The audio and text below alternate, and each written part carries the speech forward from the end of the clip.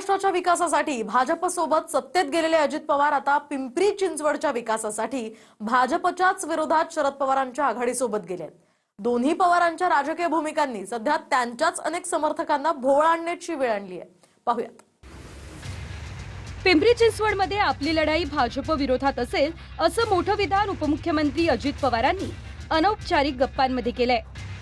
पुणे आणि पिंपरी चिंचवड महापालिकेत अजित पवार आणि शरद पवार यांच्या दोन्ही राष्ट्रवादीनं भाजप विरोधात आघाडी केली आहे। दरम्यान आपण महाराष्ट्राच्या विकासासाठी भाजपसोबत सत्तेत गेल्याचं म्हणणारा अजित पवार यांचा गट आता पिंपरी चिंचवडच्या विकासासाठी भाजप विरोधात लढतोय।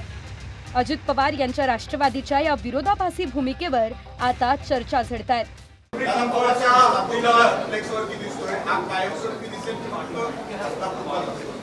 तुझ्या तोंडात साखर पडो।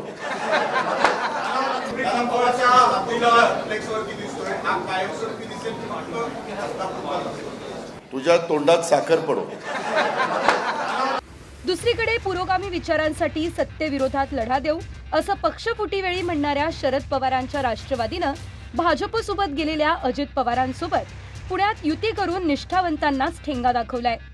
त्यामुळे एक प्रकारे शरद पवार यांच्याच राष्ट्रवादीनं अजित पवारांच्या राष्ट्रवादीला राजमान्यता देऊन अजित पवारांच्याच भूमिकेला अप्रत्यक्षपणे योग्य ठरवल्याचं बोललं जातंय। Bureau report, TV9 Marathi.